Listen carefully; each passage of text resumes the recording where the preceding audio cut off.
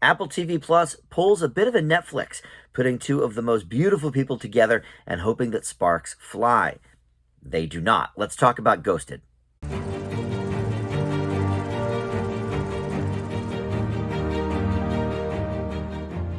Hey guys, Dan here. This is Dan Reviews It. Welcome to my spoiler-free review for the new Apple TV Plus film Ghosted. This can be watched right now on Apple TV Plus. It stars the very beautiful Chris Evans and Ama de Armas, and they acted together in Knives Out. So they are now the two big stars of the show. Obviously, Knives Out was more of an ensemble piece, and this is a romantic action comedy film, which is something Netflix tends to specialize in. They kind of churn them out. But before I dive into the specifics of this movie, I want to welcome you into Dan Reviews It. Thank you for finding this video. We've got a ton of great TV and movie reviews for you to check out. I try to post something new just about every day for you. So hit that subscribe button down below and hit that notification bell too. Get all the details on when I release new videos. You can like this video too, comment. That stuff does help the channel out as well. So let's get to this movie, Ghosted.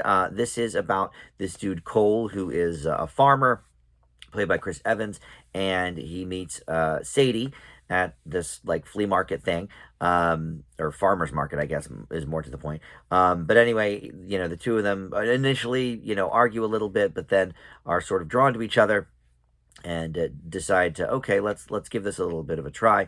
But before they can even go out on a second date, a bunch of stuff happens. He learns who she really is, and it takes them on an international adventure where some mistaken identity and some gunplay are the issue of the day. All right, so this is very, very Netflixy. I've said this now a couple of times, but what that means essentially is they take these high profile actors and sort of churn out these adventure comedies. Sometimes it works. I thought the one with The Rock and Gal Gadot and who was the third in that? Ryan Reynolds. That was pretty fun. Every so often they hit on a good one. More often than not, though, you get like the one with Woody Harrelson and Kevin Hart that was like terrible. They all just are sort of similar. They're all kind of in the same action vein, and then the comedy is all kind of the same in them. And watching this, I really, really was getting those vibes. I mean, there's two huge stars here in Chris Evans and Ama de Armas. Okay, look, de Armas's star is certainly rising. Maybe she's not an A-lister yet, but she was just nominated for an Oscar for her role in Blonde, ironically on Netflix. And of course, Knives Out was big for her, and she did that movie with Ben Affleck last year that got a little bit of buzz. But Chris Evans, I mean, he's been Captain America for over a decade now. He's, obviously, done a lot of things in the Marvel universe and a few things aside from that. But, two beautiful people just kind of thrown together does not a movie make. The chemistry here is next to nothing. I was shocked at how little chemistry there was, especially because they were in Knives Out. They shared a few scenes together in that, and I thought they did a pretty good job. I mean, that was the first time I guess I saw Ama de Armas, and it goes to show you, I think, maybe what a great script can do next to a bad script. Rian Johnson, Knives Out was amazing. This script is just so generic and by the numbers, and that would be maybe okay if there was anything on the screen resembling chemistry. I have felt with this movie that, and I've sort of been wavering on this for a while. I don't think Ama de Armas is a particularly good actress. She was very good in Knives Out, but again, an amazing script. The movie she did with Ben Affleck, I didn't really get much chemistry there either. I thought she was okay in Blonde. She was certainly one of the better parts of it. That was a horrible movie.